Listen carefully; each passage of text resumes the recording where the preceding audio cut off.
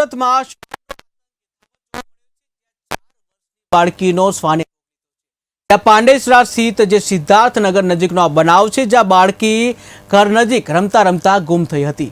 નજીકમાં આવેલી વાડીમાંથી આ બાળકી મળી આવી, જ્યાં મધ્યપ્રદેશના પરિવાર પર આપ તૂટી પડ્યું હોય તેવો માહોલ સર્જાયો। જ્યાં માસૂમ જે બાળકી છે નવી સિવિલ હોસ્પિટલ ખસેડવામાં આવી હતી, જ્યાં ફરજ પર હાજર તબીબોએ બાળકીને મૃત જાહેર કરી હતી। તો બાળકીના મોતને લઈને પરિવાર પર જાણે આપ તૂટી પડ્યો હોય તેવું છે કે જ્યાં પરિવાર શોકના માહોલમાં જે છે। તો રખડતા જે શ્વાન છે, આ શ્વાનનો આતંક જે સુરતમાં યથાવત જોવા મળ્યો છે, સમગ્ર રાજ્યમાં આ આતંક યથાવત જોવા મળ્યો છે। જ્યારે હાઈકોર્ટનો આદેશ છે કે શ્વાનનું ખસીકરણ કરવું જોઈએ, આમ છતાં ગુજરાતમાં આવા અનેક અવારનવાર શ્વાન કરડવાના કિસ્સાઓ બનતા હોય છે। ગુજરાતમાં અનેક શહેરોમાં આવા બનાવો બનતા હોય છે, જ્યાં માસૂમ લોકોના શ્વાન કરડવાના લીધે જીવ જતા હોય છે। તો આ સાથે જ આ મુદ્દે સંવાદદાતા બળદેવ દેસાઈ જોડાઈ ગયા છે। જે બળદેવ, વાત કરવામાં આવે કે સુરતમાં જે બાળકીને શ્વાને બચકા ભર્યા છે અને બાળકીનું મોત થયું છે, ત્યારે શ્વાનને ખસીકરણ હજી કરવામાં નથી આવ્યું। હાઈકોર્ટના પણ આદેશ છે, છતાં પણ તંત્ર દ્વારા હજી કાર્યવાહી નથી કરવામાં આવી, ત્યારે વધુ એક બાળકીનો જીવ ગયો છે। શું કહીશો એ બળદેવ? बिल्कुल आपने जणावी दઉં કે સુરતમાં ફરી એકવાર શ્વાનનો આતંક સામે આવ્યો છે। 4 વર્ષની બાળકીને શ્વાને કરડી ખાતા બાળકીનું સિવિલ હોસ્પિટલ સારવાર અર્થે ખસેડી, ત્યાં તેનું મોત થયું છે।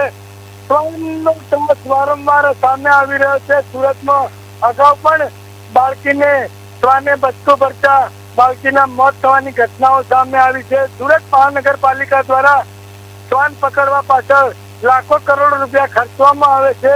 પ્રાઇવેટ એજન્સીને શ્વાનો પકડવા માટે કામગીરી સોંપવામાં આવી છે, પરંતુ હજી પણ શ્વાનોના આતંકની પરિસ્થિતિ ઠેરની ઠેર જોવા મળી રહી છે। ખાસ કરીને ગુજરાત હાઈકોર્ટની લાખ છતાં પણ તંત્ર હજી સુધરવાનું નામ નથી લેતું। સુરત મહાનગરપાલિકામાં ખાસ કરીને શ્વાનો પકડવા પાછળ જે કામગીરી પ્રાઇવેટ એજન્સીને સોંપવામાં આવી છે, તેને લાખો કરોડ રૂપિયા આપવામાં આવી રહ્યા છે, પરંતુ એક ઠેકાણે હજી પણ શ્વાનનો આતંક સામે આવી રહ્યો છે। ત્યારે 4 વર્ષની બાળકીને વાડીમાં શ્વાને બચકા ભરતા બાળકી ગંભીર અવસ્થામાં સિવિલ હોસ્પિટલ સારવાર અર્થે ખસેડી હતી, ત્યાં તેની ટૂંકી સારવાર દરમિયાન મોત થયું છે। ત્યારે એક શ્રમિક પરિવારે પોતાની દીકરી ગુમાવી છે અને તેના માથા ઉપર આપ તૂટી પડ્યું છે। જી બળદેવ, હાઈકોર્ટ દ્વારા પણ આદેશ કરવામાં આવ્યો કે શ્વાનનું ખસીકરણ કરવું જોઈએ, આમ છતાં આજે હજી ખસીકરણ નથી થયું, ત્યારે તંત્ર શું કહી રહ્યું છે? બિલકુલ આપને જણાવી દઉં કે સુરત મનપા દ્વારા ખાસ કરીને શ્વાનોના ખસીકરણ માટે એક એજન્સીને કામ સોંપવામાં આવ્યું છે। લાખો કરોડો રૂપિયા વર્ષે દાડે આપવામાં આવી રહ્યા છે, પરંતુ હજી પણ કેટલાક વિસ્તારોમાં શ્વાનોનો આતંક યથાવત જોવા મળી રહ્યો છે।